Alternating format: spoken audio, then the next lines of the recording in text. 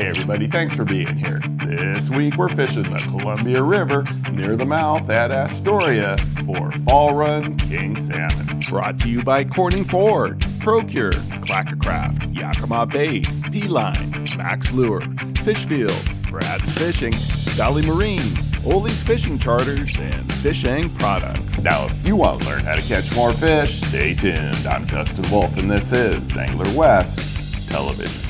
The world-famous Buoy 10 fishery, or the area near the mouth of the Columbia River, comes alive every August as the year's run of fall Chinook, or king salmon, begins their migration up the Columbia. Today, we've launched out of Hammond on the Oregon side. Get ready, you guys. Aboard Jason Hambly's boat, hoping to limit out right here. There you go, take it. On Quality Kings. We'll deploy a variety of lures today, and success starts with rigging up before the fishing begins. So on this super bait here, we're going to pack it full of tuna. It's got some, it's got all kinds of ingredients in it, but monster bite, bloody tuna, some krill oil, and it's just regular canned tuna and oil. It's kind of goopy, messy, but it puts out a good scent trail, and it's kind of the gift that keeps giving. So on all the rods, we have kind of an assortment of different things. Hyben here, he's going to be running the spinning fish, and we got a couple of rods rigged up with super baits, and we got 2 rods rigged up with spinners. So we just kind of let the fish dictate what they're after and use an assortment of different things. So after we trim that off and put a hoochie on it, we lost a little bit of the leader length. So I'm just going to pull a new one out here and restart and get the correct length. So on the pre-tied leaders, I'm running Gamakatsu hooks with 25-pound P-line CFX. It's good, strong stuff, and seems to work time and time again. So a lot of the reason I'm particular about leader lengths is it seems like behind these 360 flashers, the appropriate leader is going to work the best. It's going to allow that lure to get the best action. And these like to be trolled a little faster, and with a little bit extra length on them, they're gonna spin the way fish like them. So on this, we got the hoochie with a bead inside of it to keep it kind of structurally sound, but we're gonna add another bead above it just to keep that from kind of grabbing onto that plastic and keep it rotating to the best it can. So down here, well, anywhere in the Columbia River, it's got to be barbless hooks. So make sure you always go through and clip the barbs on them before they're deployed. This morning we're launching out of Hammond near Astoria, Oregon. It's a little bit later tide today, so we're going to start down here in the lower part of the estuary and work our way up, but there was no need to get started too early. It's with the tides the way they are. So we're going to go out here and probably run down to the lower end of the sands here by Checkerboard, start there, and then just fish that for a while. Just kind of follow the tide out for the rest of the time and then hold in on it coming in. What we're going to do, just to start out the morning, get everybody acclimated, we're going to go, you guys go to 25 feet in the front, go to 35 in the middle, and we'll go 45 off the back. So we're at the back half of the outgoing tide, so it's still kind of cooking along out here. But as it starts to slow, you'll see the bites start picking up, and then on the incoming, it really should get good. How do you know what trolling speed to do? With doing the lures we're using, you're looking more for the thump on the rod and making sure those things are getting the right action, because like right now, we're about 3/4 of the way through the outgoing tide, and right now we're ripping along at 4.5 miles an hour. And as the tide begins to slow and starts to push in, we might be going 1.5 miles an hour or 1.9, and then we start backing down with it, and we're going 0.5 mile an hour to maybe 1 mile an hour. It just depends. So it's really tough. You can't really dictate a speed down here because of the tidal influence. Yeah, you can see the flasher on the live scope there, and kind of helps you dictate where the fish are at. Oh, we got one there. Yep.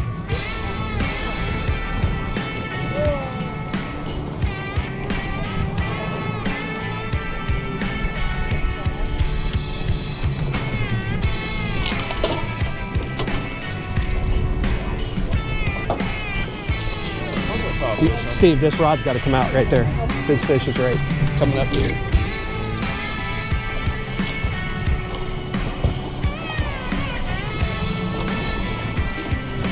Oh, how the hell did you do that? Did you thumb it? I did. Yeah. I didn't thumb it. That's rare.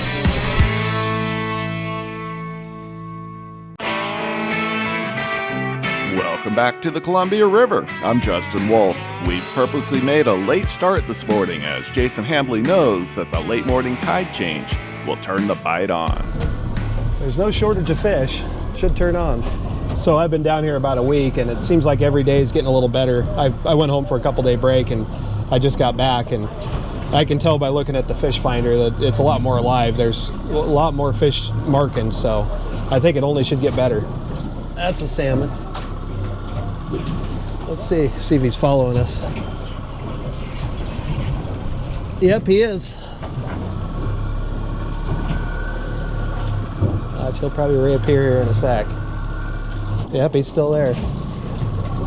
So we're going to go up and do one more pass on the Oregon side of the checkerboard, and we'll probably go down until the tide starts to slow a little more, and then we'll cut over to the marker 20 and troll that down to marker 14 for the tail end of the outgo and then the beginning of the incoming. 25, 30, 35. One of these is going to go off.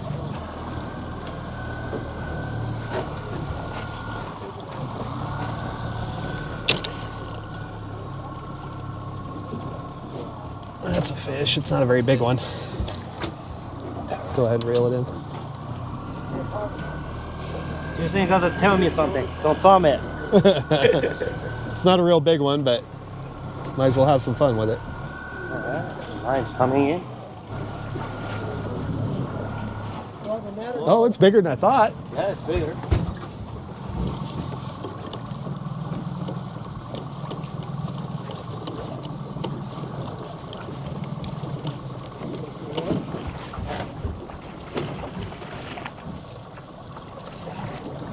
Steve, you gotta get that rod out of the way.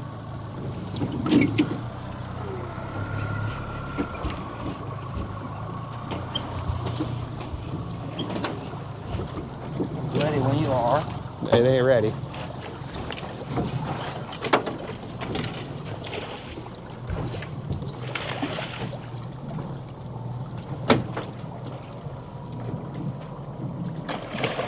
Reel down.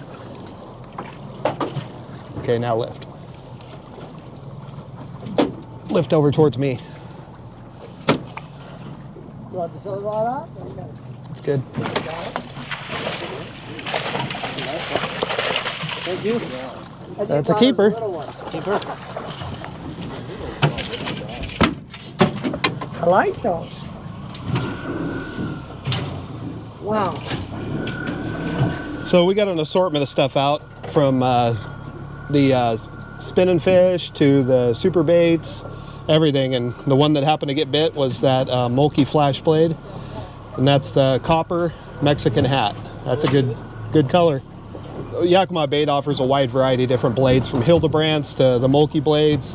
Every one of them's kind of got a different thump, and for some reason fish seem to attract to certain ones certain days. And generally when there's a lot of clear skies and it's real bright, I like the copper, but as you can tell, it's not real bright today, but the copper obviously seemed to work. So, but the yeah, if you want more details on them, you can also find them there at yakimabait.com. So the tide's starting to slow down and people are starting to disperse. What we're going to do is we're going to head over here to the Oregon side, and we're probably going to start just above marker 20 and troll that out towards marker 14.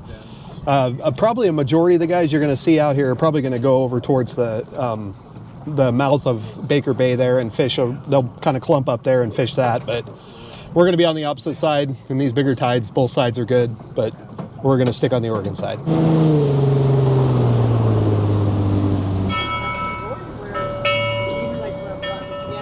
Take it right. All right. You want to put this hand? Yeah, please. You can reel this one up. Hiving this one in the corner quickly. Keep your rod tip out. There you go. Just keep reeling. How are we doing? It's off. Dang it. So that one fish, I just repacked this less than 5 minutes ago. It was done. Look at, very little bit of bait left in it. But when they hit it, it just takes it all out. In the super baits, they're making a couple different ones. They're making the full size, and then they're making the skinny mini. I've used them both. They both catch fish. It's just down here, it's big water and just big gear, and I'm just running the the original size, the larger size, and they seem to produce. That one there he just hooked was on that. And unfortunately came unbuttoned, which tends to happen with these Pro Troll flashers and barbless hooks, but it's still fun watching the rod fold over.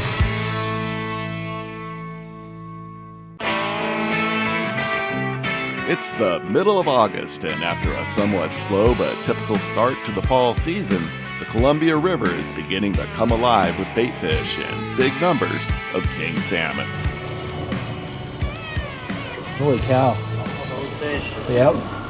Wads of them.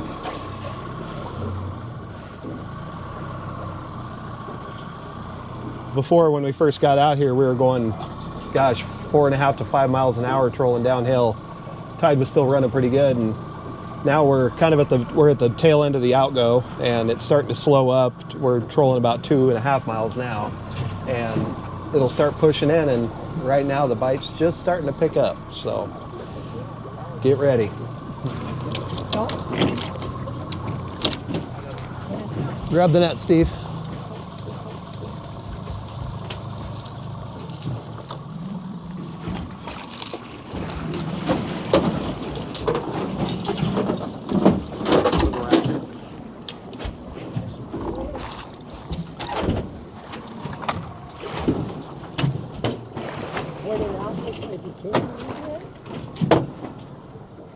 Lift, lift, lift. Yeah, it's limp right now. You got to lift it. Keep your rod tip out. Yep. Now lift. See, it's limp.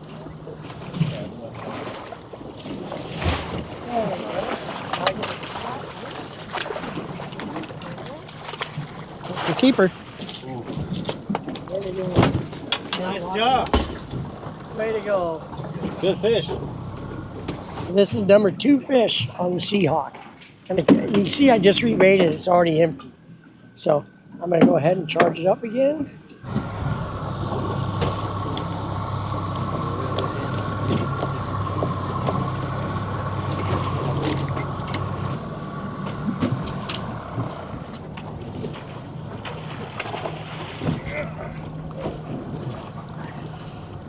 Reel down, scoot back a little, and then lift.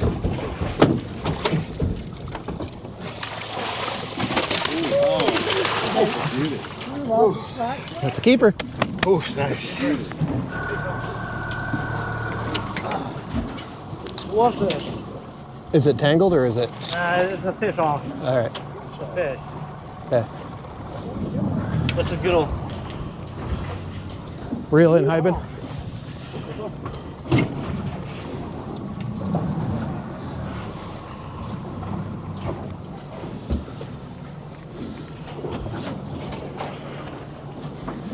I'll just back up once it's close.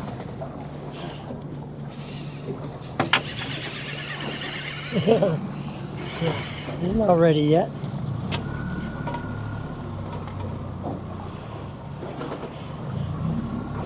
Bite turned on as expected. It's one after another. We're having a hard time getting all our stuff in the water. So it's good.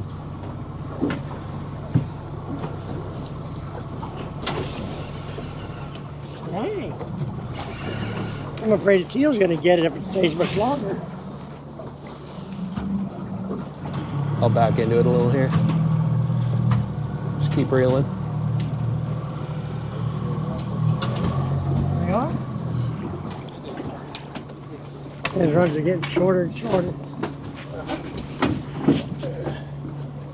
Wow. Oh.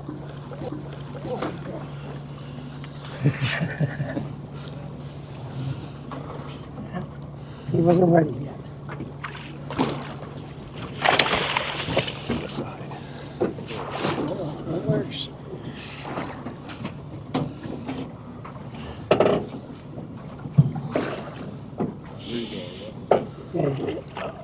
Those ones get shorter and shorter.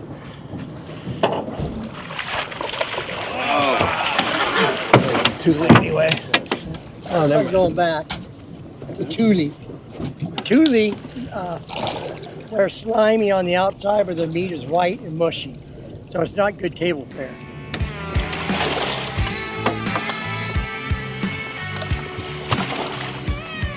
Okay. That one was a Thule. It had a little bit of color to it. You could just tell by the body shape. So it probably wouldn't have cut as well. And we're getting into enough fish. We don't have to settle on nothing. So we're going to hold off for a better one.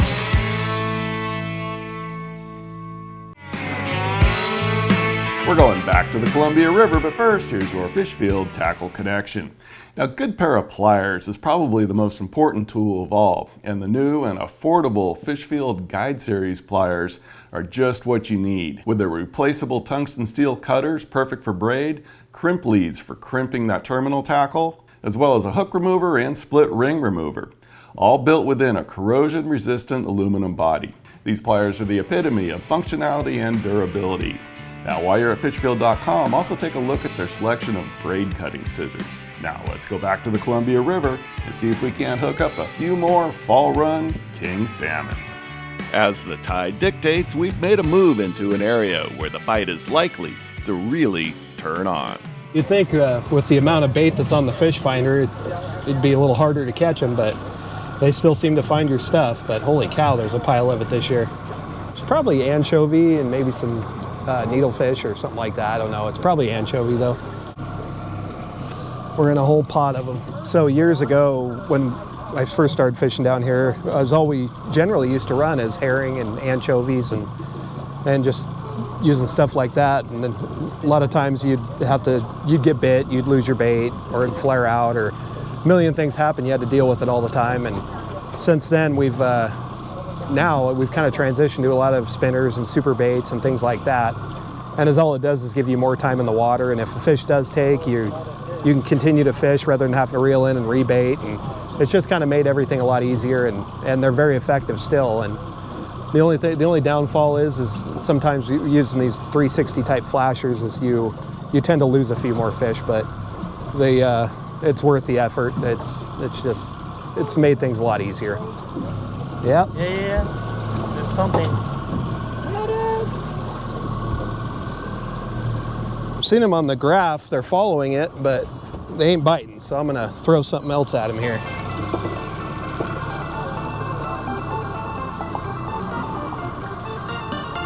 Yum.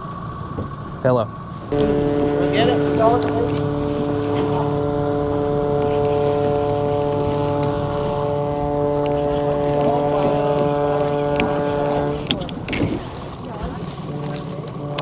That pop out? I think it's pop out. Woo!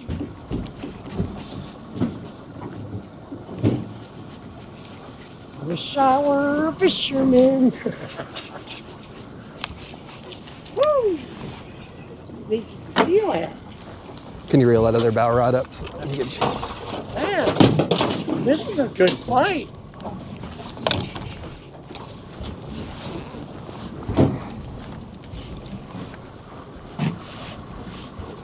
Come on, Captain Jason.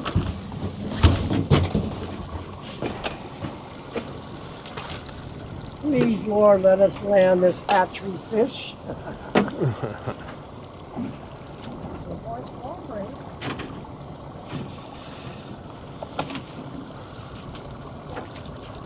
Lift.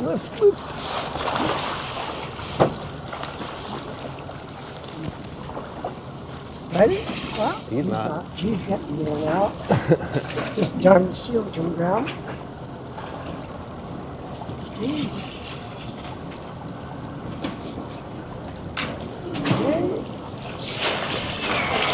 That's a toad. That's a keeper. Right on.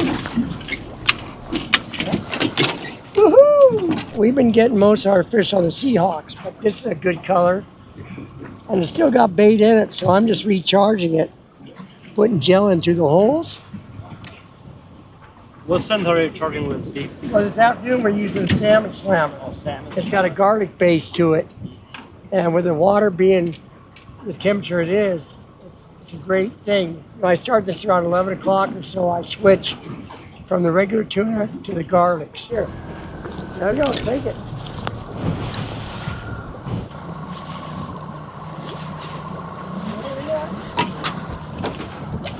It's a jack. That's number 3 on the Seahawk. Woo! Need more bait. Yep.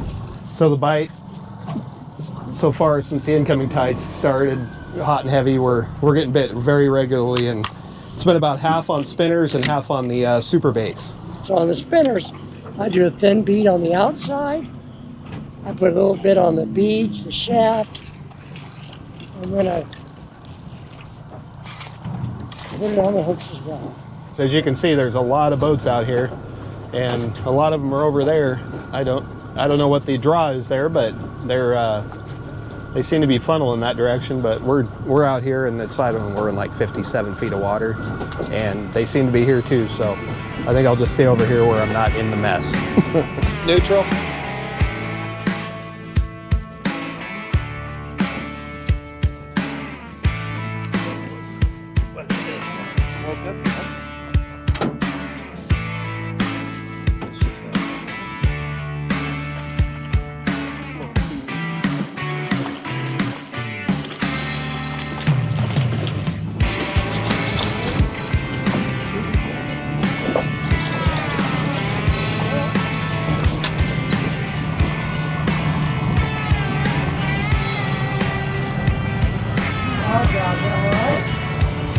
Just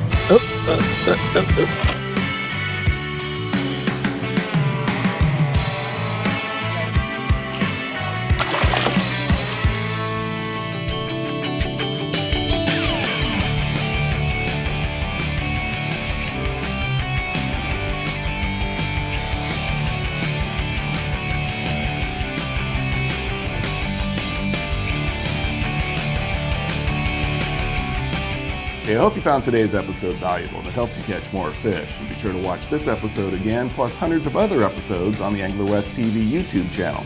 Plus, follow us on Facebook and Instagram. And remember, without our sponsors, there is no show, so please thank them when you can. Now, get out there and do some great fishing.